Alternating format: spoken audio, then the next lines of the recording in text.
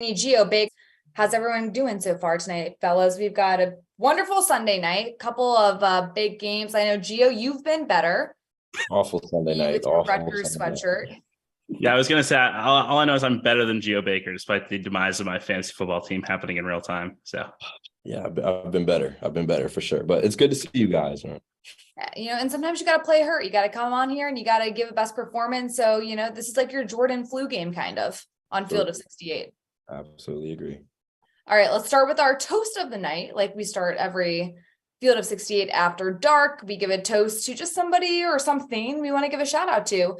Kevin Sweeney, do you want to start?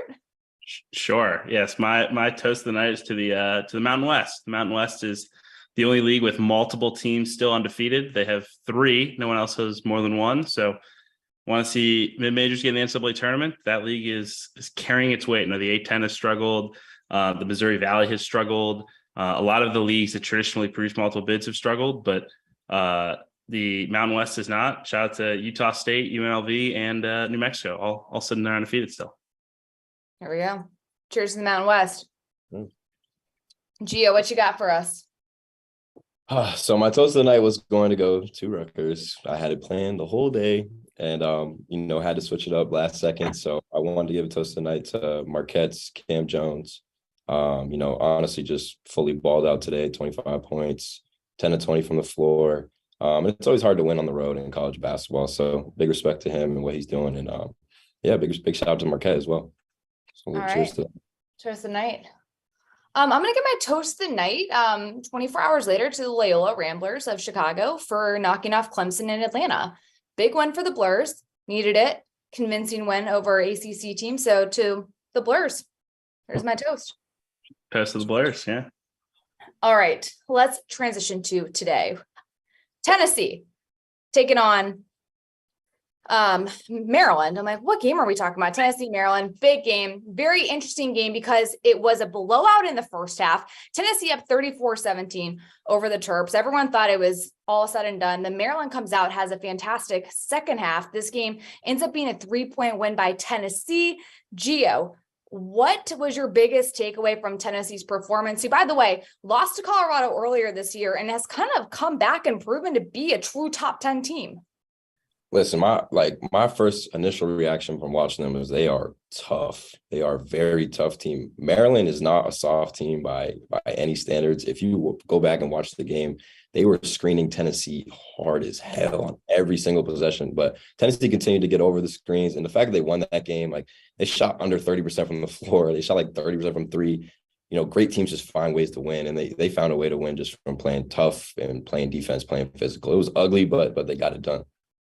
So ugly, by the way. Tennessee shot 29% from the field. Maryland, 33% from the field. Kevin Sweeney, not a pretty shooting game by any means. Yeah, it wasn't pretty. And I actually thought there was a lot to like if you were Maryland. I think this was a performance in the second half that you can build off because I think there was a resilience about this group that was different from what we've seen in the past with some of these guys like a Dante Scott and Hakeem Hart. Those dudes just did not go away in the second half. They had every reason to. The shots were not falling. They were 2 for 24 from 3 and just found a way to battle. And honestly, if not for a couple calls not going their way, I know there was a big turning point. I think with maybe 5 minutes to go where it looked like Jameer Young got fouled and he fell over into the backcourt and they called a backcourt violation. Probably should have been a foul. There was a couple other moments like that just were the difference. And when you're trying to come back from, I think 21 down against a team like Tennessee, it needs to, you need a couple breaks. They didn't get those breaks, but with the exception of that, I thought they played an almost flawless second half. They really defended, they battled on the glass. I was really impressed with Julian Reese on the glass. He stepped up in a major way. I know Tennessee was just sending bodies after bodies. And when he was off the floor, it didn't feel like Maryland had a chance on the boards, but I thought Maryland in the second half did a much better job. And was able to hang in, especially when Reese was out there. So I thought a lot to be positive about if you're Maryland. That game proved to me that they can go into a grinder game in the Big Ten and hang around with some of the best teams in this conference. But at the end of the day, Tennessee's the best defense in the country. This is the type of game they're happy to play, and they found a way despite obviously not shooting the ball well themselves. I'm with you on Julian Reese as well. He was fantastic down the stretch, like from a rebounding standpoint, but I also thought he made excellent decisions. He got into a little foul trouble, and credit Kevin Willard for keeping him in with 4 fouls. He played for a good 5 minutes, I would say, with those 4 fouls and just made an impact offensively and defensively. At all times, Tennessee had to focus on where he was on the floor. He got a lot better. All those guys got better. Like Reese, Hart, Dante Scott. And honestly, that's a credit to Kevin Willard. I think even like preseason, I think I underestimated Kevin Willard a little bit in his player development. Like you can tell that all those guys have really been in the gym, and he's a player's coach too. Like talked about him trusting Reese in that situation. That gives Reese confidence too. I mean, you played against these guys last year, Geo, and this is a team that was down 17 in the first half. They only put up 17 points in the first half playing against a top 10 team, but they never gave up. So there's a mindset shift as well in College Park, wouldn't you say? Oh, yeah, absolutely. And again, that's credit to Kevin Willard. I mean, he's a real intense dude, really smart coach, right? And, they're executing a lot better. They're a lot tougher on defense this year than they were last year. They're going to have a good year, right? Obviously, it's college basketball. They lost 2 games in a row, but they have that senior leadership now where I think they're going to bounce back and be fine. You guys have had the opportunity to see, some Big Ten. At this point, you have a pretty good sample size of the different conferences between the ACC, the Big Ten, the SEC. I want to put you both on the spot here. At this point in the season, who is the best conference?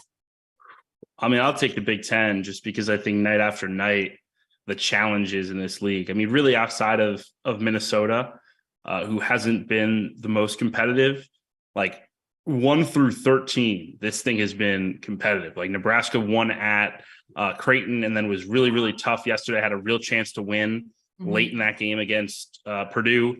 Northwestern won at Breslin, which is not an easy task. They've been, I think, a little bit better than people would have anticipated. Penn State wins at Illinois. They really shoot it. Like, I just think the battles night in and night out are what separates this league. And I do think there's legit power at the top, right? Like Purdue is proven. They go to PK 85, they win. They beat Duke and Gonzaga by 37 combined points. Illinois beats Texas this week. Wisconsin deserves a lot of love. They're at 2-0 in the league and has certainly been really, really good. Like I just think the Big Ten is in such a good place right now. And I just think depth wise, that really sets them apart compared to some of the other top conferences in the country. Yeah, I don't really think I have much to add to that. I mean, top to bottom, Big Ten is just a war night in and night out. And I don't think that any of the other conferences have really proven that in out of conference play so far. We're going to get into this Iowa-Wisconsin game that had a wild finish tonight. More on the Big Ten later, but it's an interesting conversation to have because, I mean, Geo, you played in the Big Ten.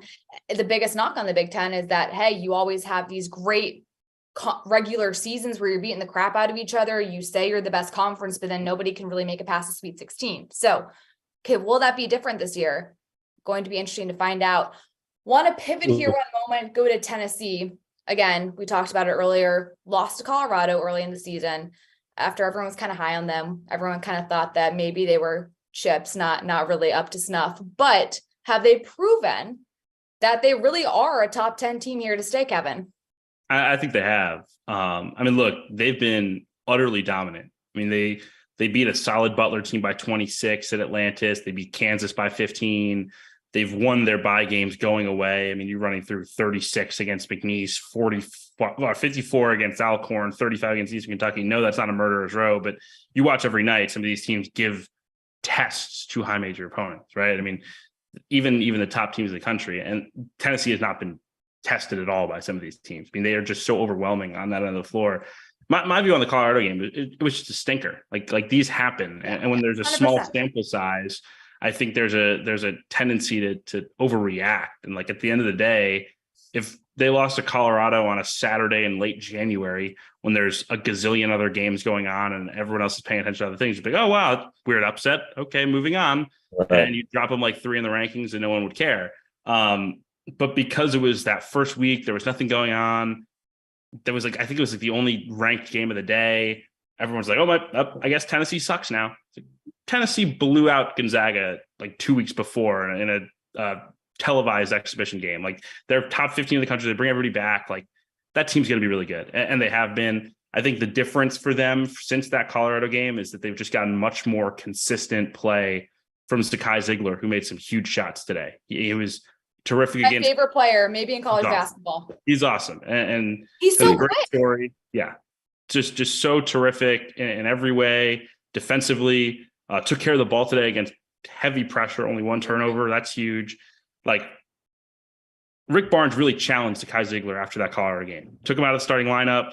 He hasn't started since, but I think his play since that game has helped turn this thing around for Tennessee after a really disappointing start of the year.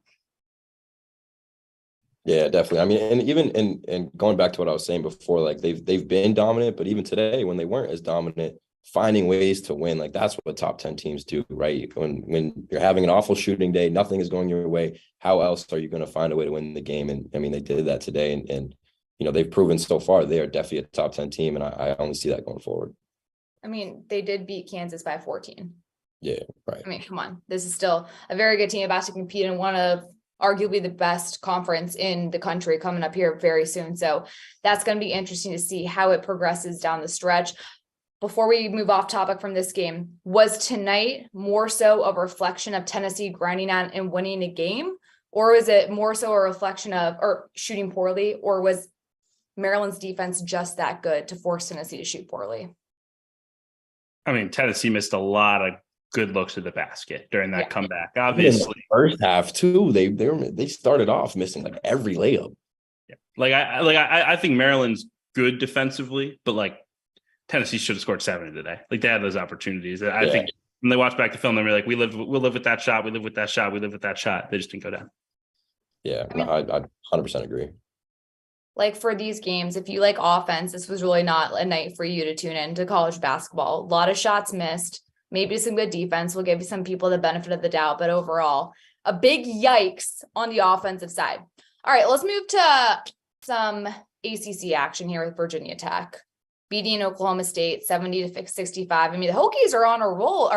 They're the real deal, Sweeney? What's going on here?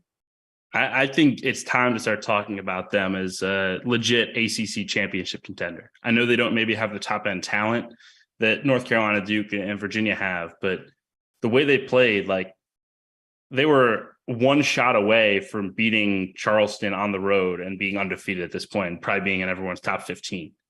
Right. Mm-hmm. They've got legit wins. They beat Penn State on neutral court, blew out Dayton, handled North Carolina relatively easily, controlled today's game against Oklahoma State for the most part throughout. Mm-hmm. And I think the scariest thing is they still haven't shot the ball at a super high level from three. And this is a team that has legit shooters. Like Darius Maddox can really shoot it. Hunter Couture is one of the best shooters in the country. Padula has been awesome. Like they have 3 legit guards who can really make shots. One of the best glue guys in the country, and Justin Mutz, who had 6 steals today. And the transfer center, Grant Basile from Wright State, has been huge for them in replacing Keve Aluma. Like, to me, they might be the most overlooked team in the country in terms of how good they've been. And I think they have a real opportunity to be right there in the top of the ACC and contend for that conference championship. Yeah, no, I definitely agree. I mean, I love Padula's game, man. Like the way he was playing, he got a little bit of Colin Gillespie in him a little bit. Like, he started posting up. He's a high IQ guard. And like when you have a player like that who is playing so aggressive and you know that he can score, but he has that IQ where he's looking to find guys, that's dangerous at all times. And then on top of that, their defense, like everything off of pick and roll, their rotations were great. They were perfect. Everyone was talking. They seem like super connected right now, which a lot of teams in college basketball this early just aren't. Sure. Well, and they're holding teams to under 64 points a game, which is pretty good. What's impressive to me too is, I mean, I don't care what you say, like strength of schedule wise, but look, you just strung together wins in a row from Oklahoma State, Dayton, North Carolina, Minnesota, Charleston Southern. They had a 2-point loss to College of Charleston. They also beat Penn State earlier this year, who's kind of come out as really one of the dark horses potentially in the Big Ten. So they're winning tough games. And they're winning them early on, which is a time that we've seen across the country. A lot of teams are losing early on because the chemistry just isn't there yet. I think that's a credit to Mike Young. I mean, Mike Young is one of the best, I think, X's and O coaches in the country in terms of the stuff that they run to get their shooters good looks. And I think the job that they did in player development to get Padula ready to be an everyday point guard this offseason, and also get guys like Darius Maddox to come along. I mean, those were spots where I think if you look nationally in college basketball, you'd say, okay, graduating point guard, graduating your best, one of your best shooters. Let's go in the portal and replace it. Right. And he said, look, I've got guys in my program that I can believe in and develop and get them ready. Like Sean Padula was not this guy last year. He showed some flashes, but the growth he has shown in the past year has been really impressive. And part of that's recruiting, but I think a lot of that is also the job that they do in player development and then running stuff to make sure those guys are comfortable. I mean, he's blossomed into one of the best point guards in the ACC, and that's a huge credit to the job that he does, and Mike Young does, in player development. How many points did he average last? He averaged like 4 points last year. Yeah, it's crazy. Yeah, no, it's a big jump. Big jump, good jump. Speaking of jumping, let's jump to the Big Ten now, where we have our Big Ten expert, Geo Baker, in the house with us. Wisconsin, Iowa. Fantastic game down the stretch. Iowa, wild sequence of events, 2 steals in regulation to eventually lead to a Patrick McCaffrey 3 to tie it up. We go into overtime. Scotty ends up pulling it out in that extra time. On the road at Iowa, which, as you know, Kevin Sweeney, so difficult to win there. And Geo Baker, you know personally how hard it is to win at Iowa. Why is this Wisconsin team starting to come together, Kevin? Well, I think it took them a little bit of time offensively to figure out like what they were going to do when they wound up in late shot clock situations. It's funny. I remember talking to Zach Edey of Purdue in Portland in one of the press conferences. Said, one of the reasons we've been so good is when we run bad offense, we just get into a pick and roll situation. We've been really, really good. And I just think early on, Wisconsin struggled when they were in quote unquote bad offense situations. I think they're starting to come along there. It's still not going to be a strength of theirs just because I don't think any of their guards necessarily have that ability to go create off the bounce. But I think Connor Essegian has really helped them. Obviously shot the ball incredibly well so far and had some big plays today to help them get over the finish line in this one. So to me, like, I still don't watch them and come away overwhelmed with the talent. But when your guards make threes like Hepburn and Essegian do, when you have a guy who can pass like Tyler Wahl does out of the post and in different areas on the court, it just gives you an opportunity to win and oftentimes win ugly. And that's what they did today. I mean, how many teams could take the punch that this team did on the road, get forced to go to overtime when you feel like you have the game won and come out of there with a victory? Like, Kevin, they've been winning ugly all season. That's what they always. I feel like been ugly. Every year you're never overwhelmed by Wisconsin's talent. Like even last year, I think they were picked like preseason like 11 or 10. Like no one, even with Johnny Davis, no one expected them to be as good as they were. But at the end of the day, they have their system. Right, Wisconsin has that system that they play. They're going to play slow, methodical. Right. And they're deliberate. They get stuff done. At the end of the day, they're just plugging guys into that system and it works every single year. And every year we underrate them every time. Geo, how frustrating is it though, as a player, when you're going against a team that deliberately slows the ball down, which is why they won tonight, by the way, because Iowa just wants to score. They just want to get up and down and play games. So in order to beat them, you got to slow them down. When you're playing a team like Wisconsin, that's so good at slowing teams down, how frustrating is that as a player? It's tough because you think about, for Iowa, right? You don't want to spend 20 seconds, 25 seconds, 30 seconds just playing defense the whole time. And it gets so annoying. And every single guy is posting you up. Like you're getting posted up every single possession. And for a team that wants to get out and run and have fun and play offense, it gets super frustrating. Like, and even for us, we were never a pretty offensive team, but to guard for that long and knowing that every single guy can potentially score on you, it's tough. It's a tough time as a player. We had a chance to talk to Tyler Wahl after the game, and we're going to run it now because that's why we have producer Trevor with us. And joining us now, the man of the hour, Wisconsin's Tyler Wahl, hanging out in Carver Hawkeye Arena. He waved all of the Iowa fans out of the arena now. He's all alone. Tyler, fantastic finish to this game. Iowa forces overtime, but you guys go on to come out with the win. What was the difference in overtime for your team? I feel like we thought we should have had it done in regulation, but we kind of had some slip-ups down the stretch. And so we had guys on this floor. We've just been in the situations all year. This is our third or fourth overtime game. We lost our first one, but this team's just really battle-driven. We got a lot of tough guys that want to win. So we were diving on the floor, and it was just that extra one at the end. I know we got a few loose balls, and that was really the difference there in overtime. Yeah, Tyler, I know when we caught up with you at Media Day in October, you guys seemed like you felt a little disrespected by where people were picking you in the league. I saw you were wearing a Big Ten championship ring to media day. What does it mean to start 2-0? And have you guys kind of kept that chip on your shoulder throughout this start? Yeah, I mean, it's huge. Everyone wants to start the league 2-0. You get those 2 games here in December, and they're really big. They kind of set the stage for what the season has to offer. And so we came in with a laser focus coming into these 2 Big Ten games, sticking together, battling through adversity, and it's just huge. We'll try to keep it rolling, and just get better every day. We got these non-conference games, and then we jump back in, which will be great little learning tools for us coming up. I mean, not only are you winning conference games, but you're winning on the road. And this is a rivalry game with you and Iowa. For someone like you, like, how good does this feel to kind of be able to, like I said, you wave to the fans afterwards, you're talking a little bit of trash, but it's fun, right? Like, how does this one really sit with your team, considering the fact that you have been underrated? I mean, yeah, basketball is just a fun game. You got to go out there, have fun. End of the day, it's just two teams of 5 guys just going out there playing basketball. It's really good for us, and I'm just really excited for what this team has to offer for the upcoming season. What's been the adjustment like for you guys offensively without Johnny Davis, and how has the emergence of a guy like Connor Essegian help deal with that loss? I mean, yeah, it's been kind of interesting figuring it out going into the year, because Johnny and Brad both put up a lot of points, a lot of minutes last year, so guys are trying to figure out their roles. And I think we're doing a pretty good job. We got a lot of things to tighten up still, but we got a lot of work on. But I do like what we've seen so far this year. What was Coach Gard saying to you guys in the locker room afterwards? Well, we're stopping at Uno's Pizza, and that was one of the main things. Let's go get some pizza. Uno's Pizza, that's what Wisconsin gets after wins.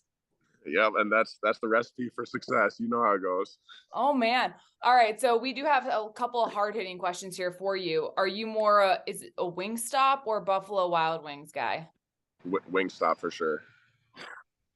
Do you order your own order when you're there? No, I don't order my order anymore. It's off the menu. But I like to switch it up, whatever I'm feeling. It depends on the night. You know. I get it, 100%. Sweeney, what you got? Who's the biggest comedian on this Wisconsin basketball team? Oh, hopefully I can flip this camera around. This is the biggest comedian right here. Making faces trying to mess me up, but yeah, Chucky's definitely number 1. I like this. I love it. Now you guys coming up here the next week, you guys have a little bit of time with finals coming up and everything. How do you guys kind of plan on approaching the next couple of weeks? Could you have a little bit of a break before conference play really gets going?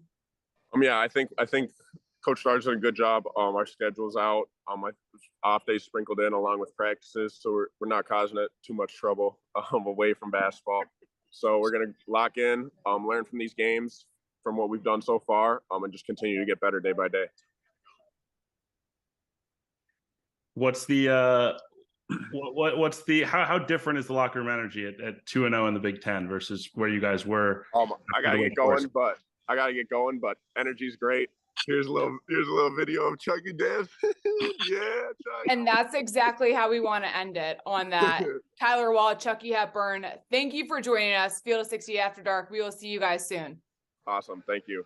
I don't know what's better, the fact that we got Chucky Hepburn dancing multiple times, or the fact that Greg Gard's like, guys, we're celebrating Pizzeria Uno. It is. You gotta love a good road win, honestly. But Geo, these road wins are so hard to get, and we've talked about this, and we talked about Tyler. This team is always underrated, but when you're that underrated team, would you rather be in that position where you have that chip on your shoulder and no one's expecting much from you? Oh, 100%. I mean, I love to be in the underdog at Rutgers. And, once we started getting some success, it was harder. Right? You felt more pressure. Whereas if you're the underdog, you don't really have anything to lose. You just go out and play your hardest. And when you win, no one really expects it. And if you lose, there's less of the pressure. There's less of that social media, everyone on you, basically just asking what happened in the game, different stuff like that. So I think guys love being the underdog, love having that chip on their shoulder, and they're showing it right now. Look, I like this Wisconsin team because they defend at the end of the day. And if you're going to win in the Big Ten, you have to be able to defend. but Kevin Sweeney, can they consistently night in and night out have that scoring component be lethal? I mean, I want to say no, but I look up and like they just got two really good Big Ten wins against the Maryland team that's in the top half, against an Iowa team that I think will be in the top half or so in the league on the road. They just won at Marquette. Like in my brain, like I look at the roster and I watch them play and I say, no, like it's gonna come to roost eventually. But it didn't last year. It hasn't so many times at Wisconsin under Bo Ryan and now Greg Gard. So yeah, like I think we have to consider him a real contender to win this thing. Like I know it doesn't feel like we should when you compare their talent level to an Indiana or to an Illinois or to even a Purdue, but it's just like there's something about this Wisconsin team that finds ways to win, and until that changes, they're going to be in the conversation to win this league almost every year. Geo, what do you think about the fact that this Wisconsin team? Like, again, this is a team that just finds a way to grind it out defensively when you're playing against a team like that. I mean, who's like them in the Big Ten? Nobody. I don't think anybody's like them in the Big Ten. I mean, every time we played against Wisconsin, we knew it was just going to be a rock fight. They were going to play slow. It's going to be a low scoring game because we didn't score either. I don't think anyone really plays like them. None. Maybe you could compare it to Villanova a little bit, with the post ups, but that's really it. I would say I don't think anyone really plays like that. One person who I've been really impressed with kind of coming on the scene has been Connor Essegian. And when you look at kind of the race for Big Ten Freshman of the Year, I mean, if you had to vote today, who are you voting for? It's so hard because you got some options. He's tough. He's got swagger too. Like I really like his swagger, man. Like not a lot of freshmen have that shit off the jump. Especially Wisconsin. So does Braden Smith though at Purdue. Yeah. Yep. Yeah. I think it should be him or it should be Braden or Connor Essegian just because of their impact on their teams, right? Like I think Illinois has 4 really good freshmen, like Sky and Jaden Epps have both been really good, but I just think those two guys, Essegian and Braden Smith, have been so important to their team success. And I think I would probably lean towards Smith, and maybe also Fletcher Lawyer could be in that conversation as well. I think I would lean towards Smith because he's the point guard for the team that's probably the best team in the league, a top 5 team in the country. That matters. But man, oh man, has Essegian been good and just risen to the moment so many times early in his career. And for Greg Gard to have the level of trust that he has in this kid early on, I think says a lot about who he is, not just on game day, but also every day in practice. Yeah, most definitely. I think you can't argue him over Smith right now, just from Purdue's overall body of work. And sure. It's tough being a point guard in the Big Ten as a freshman. That's not an easy task. And he's doing it. He's not just doing it, he's excelling at it. Wins matter. That makes complete sense, wouldn't it? Now, moving over to Iowa real quick. Look, I was telling you guys during that interview how happy I am to see Connor McCaffrey playing as well as he has, and that he decided to come back for that 5th year. And both Patrick and Connor McCaffrey played great tonight, both scored in double figures. But Connor's been consistent this season, especially. What have you seen from him in particular, Kevin? He was just a lot more confident shooting the basketball. Like I just think last year, I didn't feel like teams necessarily respected him out there always, and you were going to live with that shot, understanding what everyone else was able to do on the floor at any given time for Iowa. And I just think his confidence level is so much higher. You saw that against Iowa State, saw that today. I've actually been really impressed with how they've responded, right? I think they didn't play very well against Duke. You lose Chris Murray, you start on the stretch, like this could get ugly. And the fact that they had a real chance to win this game, and to blow out Iowa State the way that he did, like to me, that was impressive. And they've shown an ability to grind it out defensively and muck it up a little bit. And that's important in this league because you're going to play a lot of games like that. Even Iowa wants to fly up and down the floor. They want to be able to shoot threes. But I think the question, when Iowa's been really good, it's been because they've been able to win games when teams are able to impose their will on the game, on the style. And I thought they've shown some real strides in that. And I think a lot of that's McCaffrey, and I think a lot of that is Rebraca as well, who's been really, really good, surprisingly good, has really made a jump in his 2nd year in the program. So I still like this group a lot. I think Tony Perkins has a chance to be one of the better guards in this league when he's at his best. And when he plays really well and you get Chris back, this team's going to be as tough as anyone in this conference. And going back to McCaffrey, like basketball is just such a mental game, and he came in as a shooter. Like his freshman year, he was a shooter, and then he had a couple years where he kind of disappeared. And once you have that, like that bill as a non-shooter, and everyone's telling you can't shoot, and you're looking at the numbers and you're not shooting well, it's like all that adds up inside your head. Sometimes you just need a year to reset, get your confidence back, and come back stronger. And I think he's doing that right now. And I'm happy for him because he can shoot. Like there's no reason that he shouldn't be making shots, but it just shows how much of a mental game basketball really is. I'm glad you brought up Tony Perkins, by the way, Kevin, because I was almost more impressed with him down the stretch, how he reacted on he got frustrated defensively, and you saw what happened. Fran McCaffrey got teed up because of how that kind of all went down the stretch with some of the calls. But for Tony Perkins to stay as composed as he did down the stretch, especially with like 10 seconds left to go, he scores on a bucket, comes back, kind of fakes like he's going to go, comes over, strips the ball, gets it to Patrick McAfee. Like his composure down the stretch to me was a huge factor tonight, even why that game was close. So shout out for Tony Perkins from that. My question to both of you, how different does this game look with Chris Murray? He's a beast. That's what. But Wisconsin defensively, they've been able to kind of prove they can shut down big time players.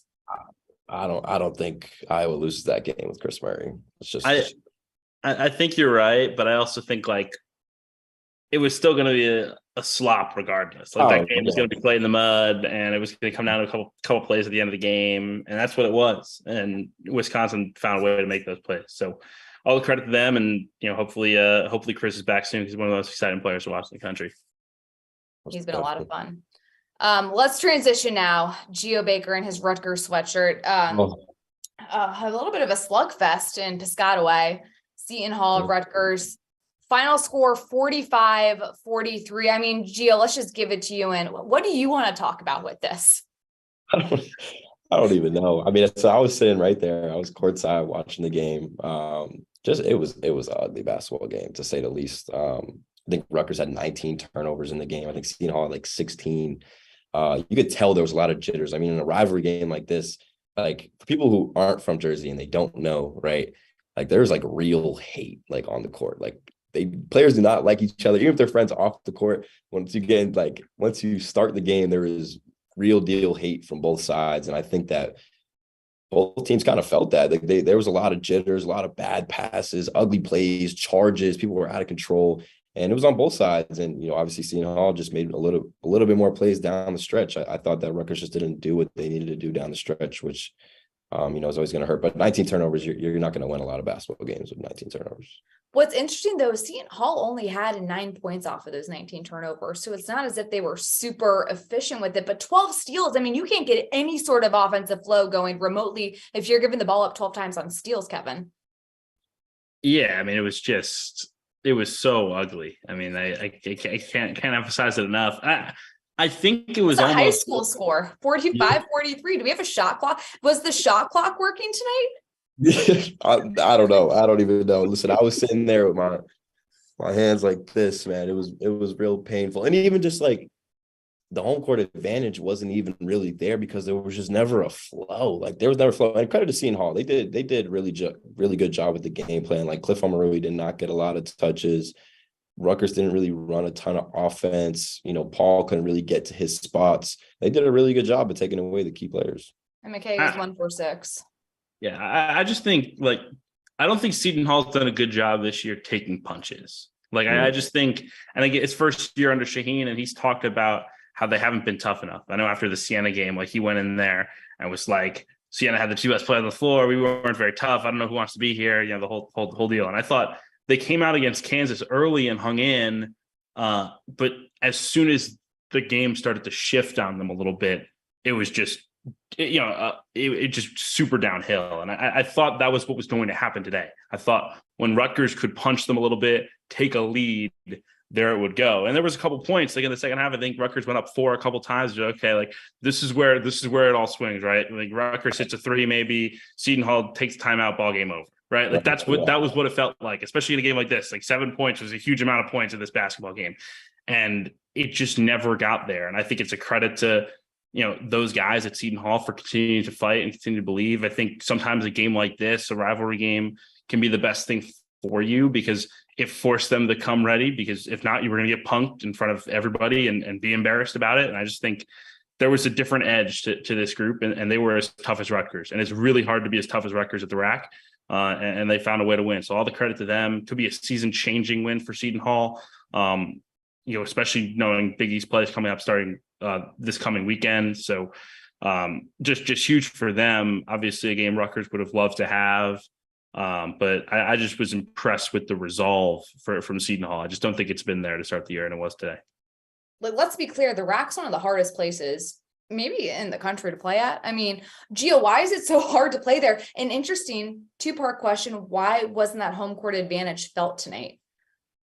Listen, I'm still trying to figure out why it is so hard to play. It is that place has some weird magic going on in there, just the shape of the arena. But number one, Jersey people are insane. Jersey people are crazy. So that's the first thing.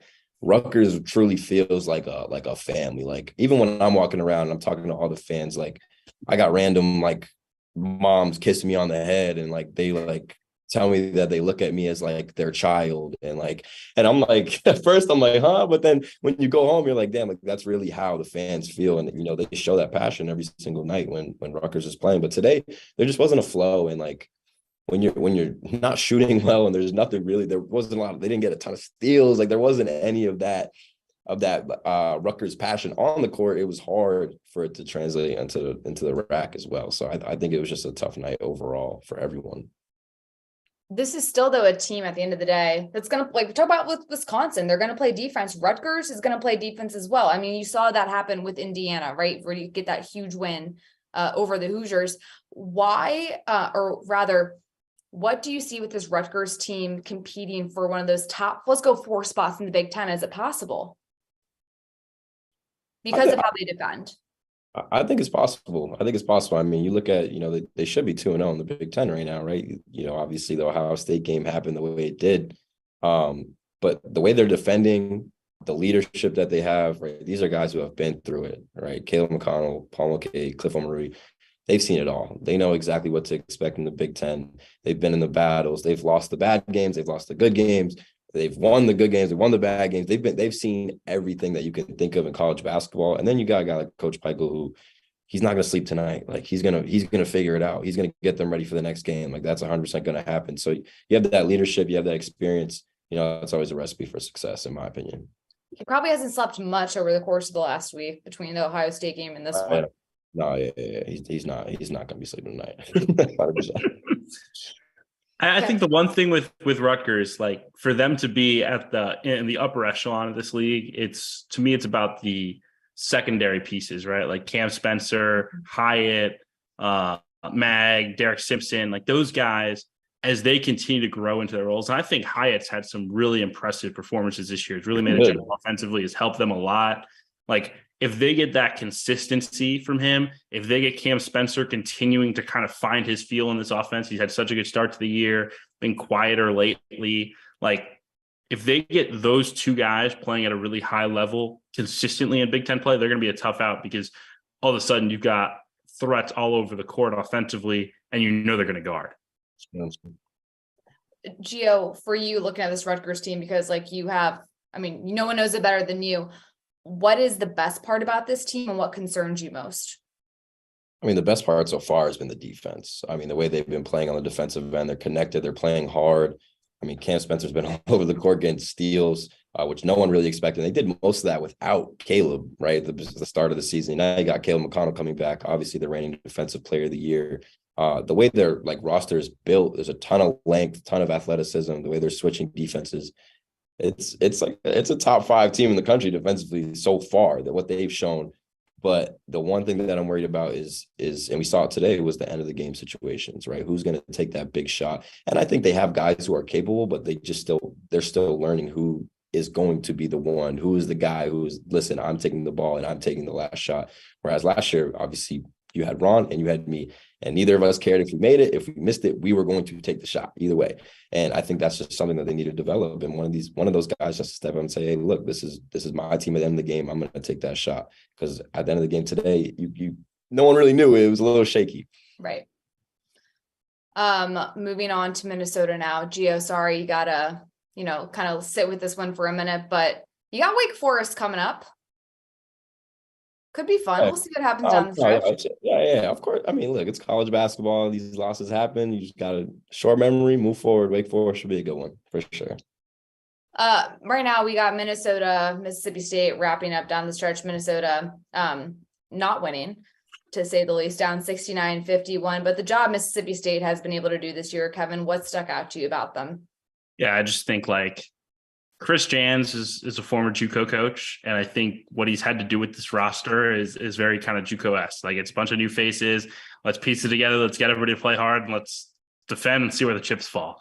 And that's what they've done. I think they've been fortunate to have some of those guys come back. They needed a couple dudes to come back, and Tolu Smith, DJ Jeffries, those guys have helped smooth the transition over and give an opportunity. Smith is one of the better bigs in the country that no one talks about. There's so many great bigs, right? Year of the Big, the Almanac, whatever.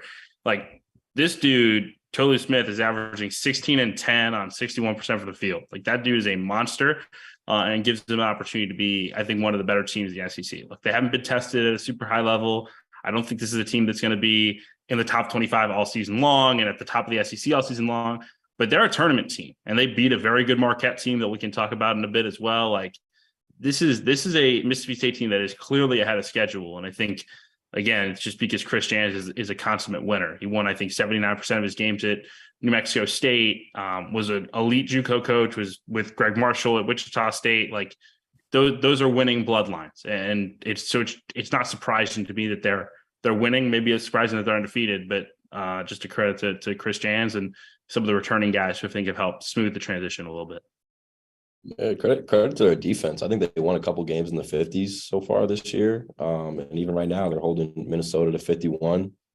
I mean, defense carries, right? Defense carries on the road, carries the championships. That's college basketball. If you're playing defense, then you always have a chance to win the game, and then defense will dictate your offense. So I'm really impressed with how they've been defensively so far this year.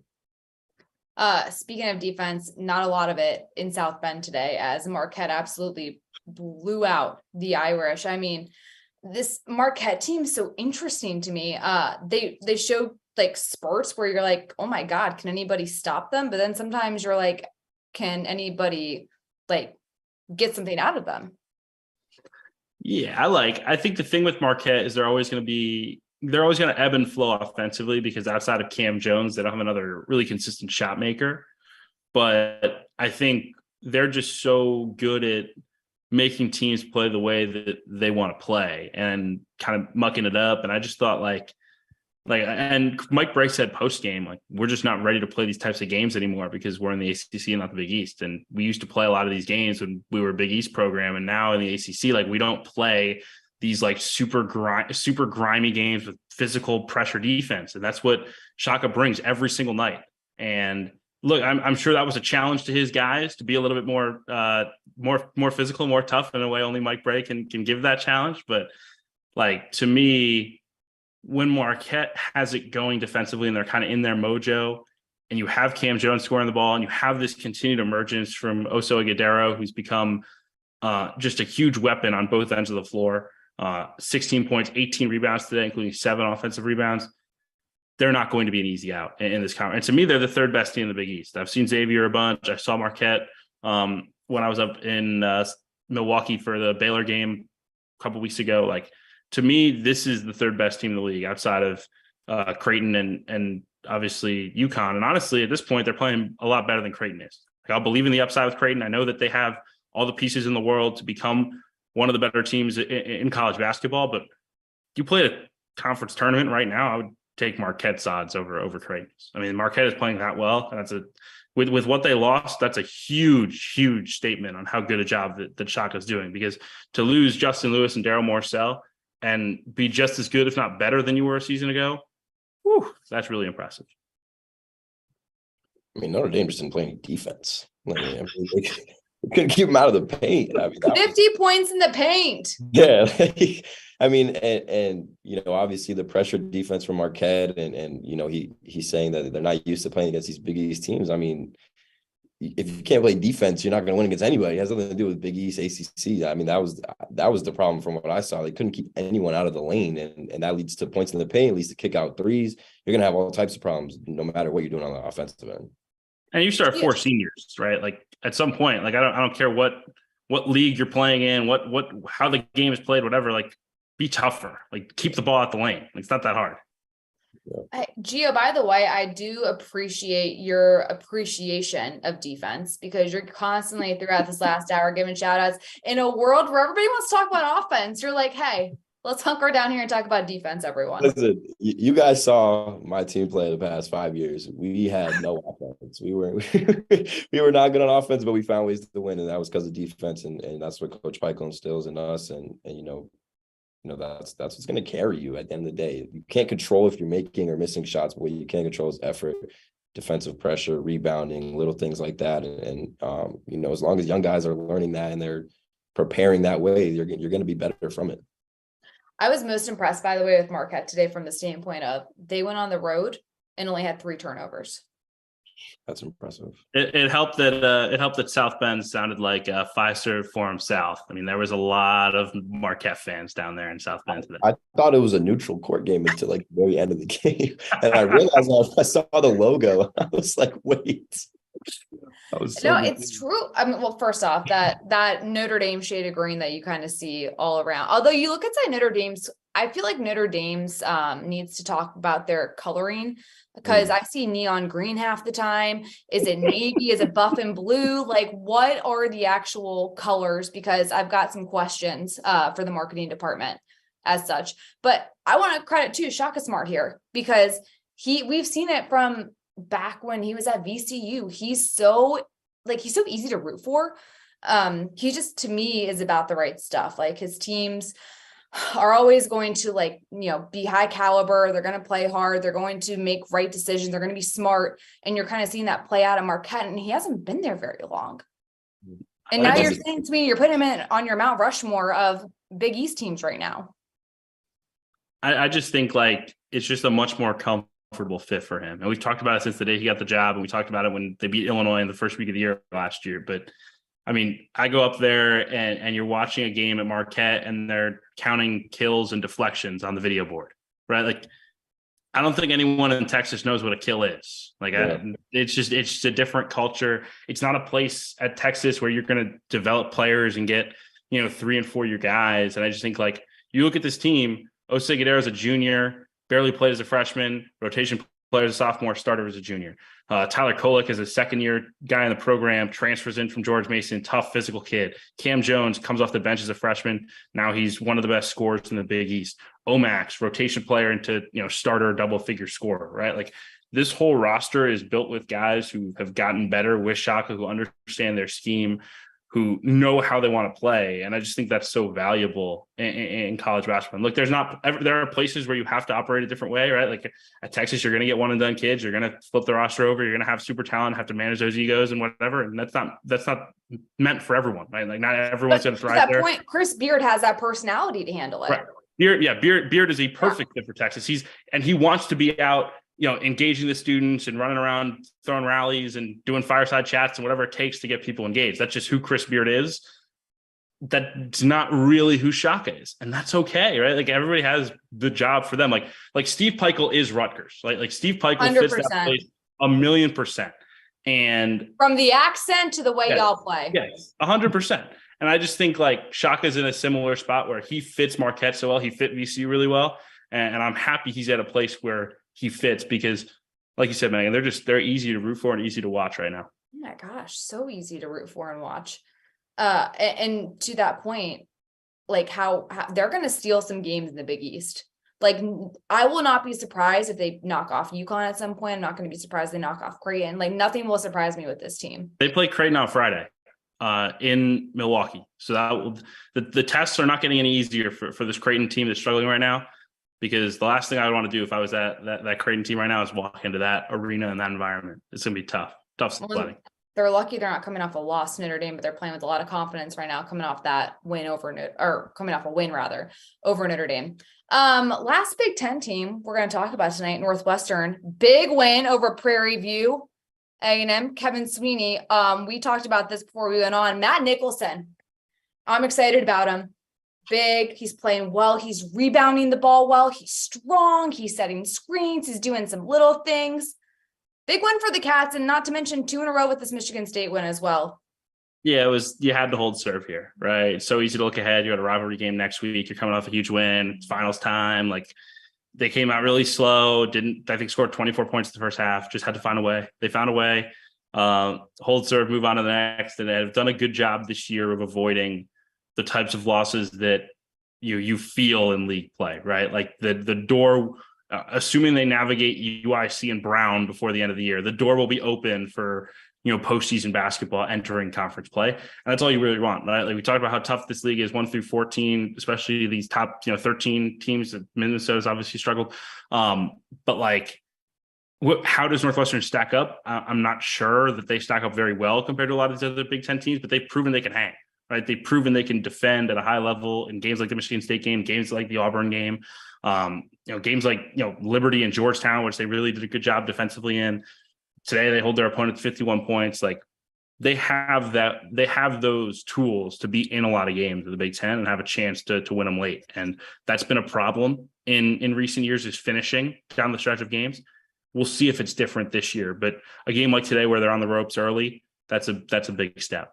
Well, they're playing with a lot more poise too. Yeah. You've seen this season, like Boo Booey is playing more poised. Robbie Barron had a double-double tonight, 20 and 12. Like, this team where you saw them making mistakes, they have some more maturity now. And I think it's starting to show. And like I said, huge fan of Matt Nicholson right now. He's been awesome. I don't know if you can call today's win a big win though, Megan. Hey, you know what? I'm just trying to give a little love. You can see the end over there. You got 2 I see Northwestern. it. There's a little too much Northwestern on this call, and I'm saying that there's a lot of Northwestern. And Kevin, I mean, Geo, you should know of all people, every win is a big win, and big when you can piece together wins. Come on now. Oh, no, you're right. I know you're feeling a little down. I'm salty right now. I'm still in a bad mood. My bad. That's on me. Well, we'll give you a pass on that. Before we wrap up, some just reactions from this weekend. It was kind of a wild weekend. First off, let's talk about Geo's second favorite team, the Indiana Hoosiers, getting kind of blasted by Arizona. Geo, your takeaway, my man. Listen, they're soft. I think that's the biggest thing right now. They got killed on the glass. They got killed on the glass against Rutgers, which is what I said in the preseason show, that nobody is going to get punked by Indiana. But honestly, though, with Hood Schifino out, like, that really hurts them. They are missing that playmaker. Now that he is out, it is basically the same team as last year, right? Where they don't have any shooters, they don't have any playmaking from the wing, but they're soft, and that needs to change, right? And I think it will change. They have the experience this year. They have the guys who have been through the battles. So, but at the end of the day, you need to look in the mirror and realize that you're not as tough as you should be. Would you say, Kevin, is it fair to say Indiana got a little overconfident from that UNC win? Yeah, I think so. Because they faced another team that wasn't ready to be physical with them, right? Like, Carolina has fallen in love with jump shot. And I thought you saw that at Assembly Hall. I think also this is a very different Indiana team at home versus away from home right now. I think their crowd has just been such a factor, and I think will help them in conference play. But I think they need to find a way to bring the fight to opposing teams. And I just thought Arizona did that to them. Arizona's a great team, right? They won Maui, but this is the one random loss on the road at Utah, tough road environment, high altitude, et cetera. Like, they've been really good. So I it's not an alarm bells loss for me. It's more the fact that you give up 16 offensive rebounds and you give up 89 points. Like, you're going to have to be able to get stops in this league, compete for a Big Ten championship. And they just couldn't get stops against Arizona. I think too, what hurts Indiana is the preseason expectations that everyone had. Like by no means is Indiana a bad basketball team. Like, they are still a top half team in the Big Ten. But if we're saying that they're going to win the Big Ten, like, that's where I think I would start pumping the brakes a little bit. What's it like to feel right, Geo? Like, at this point, I mean, you got some hate on Twitter from the Indiana folk. And I mean, you've been like very, you've been cool about it, but like, do you feel, kind of good for your prediction kind of being on par? I'm feeling all right. I'm feeling all very right. humble. It's all love at the end of the day. Just like a little trash talk. Don't want to say too much, but we'll see though, because Rutgers still has to go to Indiana as well, and that's a really hostile environment. So don't want to toot my horn a little too much, but if Rutgers wins that one, then you'll see me all over social media. It'll be bad. It'll be really bad. We need to make sure that Geo Baker's on Field 68 that night, if that happens. You have to make like a special cameo. We can't like schedule it in case they do lose, but if Rutgers wins that game at Assembly Hall, like it's just got to be. This is my thing, right? As a competitor, like when Rutgers first joined the Big Ten, like Indiana was the one, their fan base was the ones hating the absolute most. Sure. Like calling out Rutgers. They weren't calling us by our name. They were saying Rutger, like all these different things. And it's like, you guys haven't been good in a century. Like it's been a really long time. And, just gotta let them know, like, you guys aren't that same team anymore. Gotta let them know. Okay. And there it is. So we're going to be circling Rutgers, Indiana on our calendars. Do you know when that game ends? I can pull it up right now. Yeah, it might be in February. I could be wrong though. Indiana. Tuesday, February 7th. Mark your calendars, folks. It's going to be appointment viewing. Rematch. The rematch is happening. While we're in the Big Ten, let's stick with Purdue for now. I mean, look, that was a close call. Nebraska, who a lot better than they were last year, knocked off Creighton earlier this season. Purdue kind of holds on, but at the end of the day, a W is a W.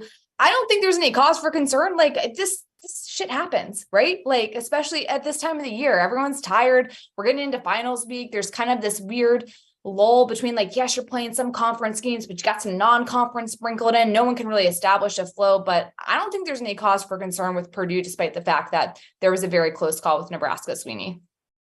Yeah, I go back and forth. Like, on one hand, it's kind of surprising that Purdue gives up 19 offensive rebounds to Nebraska and lets Nebraska hang in physically. That's just not something a lot of teams can do. And I think it does speak to the job that Nebraska has done this year. They are just a different team, I think, mentality-wise than they've been. I think they've been, when we talk about soft teams, I think they've been one of the softest teams in the Big Ten consistently. And this year, there is a toughness about them because of some of the older guys, Bandamel, Derek Walker, Griesel. Like, those guys are tough, and that's helped them a lot.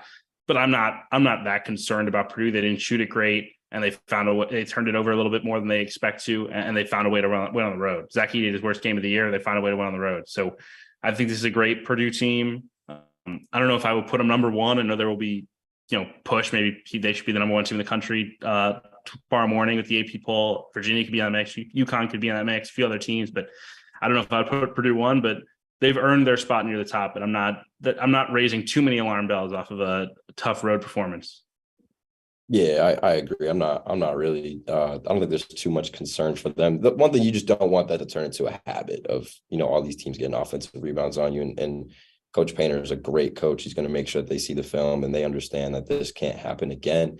And if you think about it, they were getting great looks. Like, they had a lot of open shots they were just missing. And before those were falling, and that's when they were beating, some of the other teams that they played earlier in the season. People were taking away Edey, and they were getting the good looks from three, but they weren't dropping. That's all it really was. And you're going to have bad shooting nights. When you're on the road as well in the Big Ten, which, I mean, any conference game, right? It doesn't matter if you're in the Big Ten, the Big 12, the SEC, ACC, it's hard to win on the road. And if anything, I just think it goes to show the parity in the Big Ten this year. I mean, probably with the exception of Minnesota, any given day, it does not matter who you're playing. Like, anyone can win. Nebraska's got an underrated arena. I like that. Oh, it's great, isn't it? It is amazing. No one talks about it because they're not good, but their arena is insane. I mean, you think about it, there's nothing else out there. Like, what are they going to put all their money into? So they're putting all their money in that arena. It is top tier. Like, you walk out there, you feel like you're in a pro game. Like, it's cool. I gotta say, Lincoln could be one of my favorite Big Ten towns because they've kind of redone Little Haymarket Square down there where the arena is. They got some good restaurant options.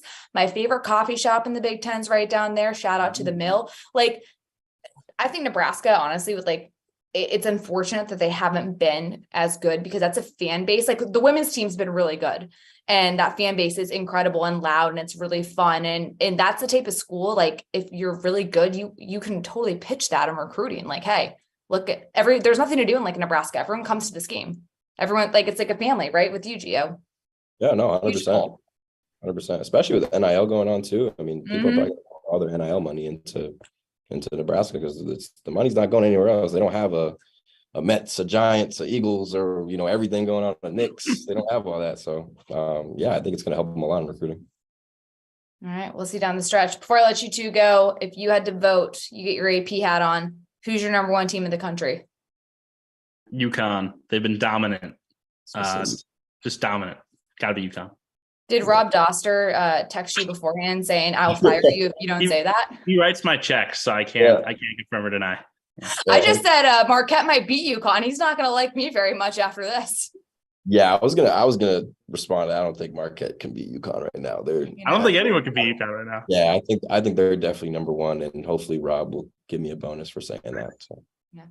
I will clarify my statement, by the way. I wouldn't be surprised if they beat them, but I don't think that they would necessarily. So let's be clear on that. I'm with you. UConn's my number one team. The way they've been playing down the stretch, it's been fantastic. So I think they're gonna have to throw a lot at them in order to. Anybody's gonna have to throw a lot at UConn right now to win. Yeah. All right, gentlemen. Kevin Sweeney, Geo Baker. Have yourselves a wonderful Sunday evening. We'll see you later on Field of 68 after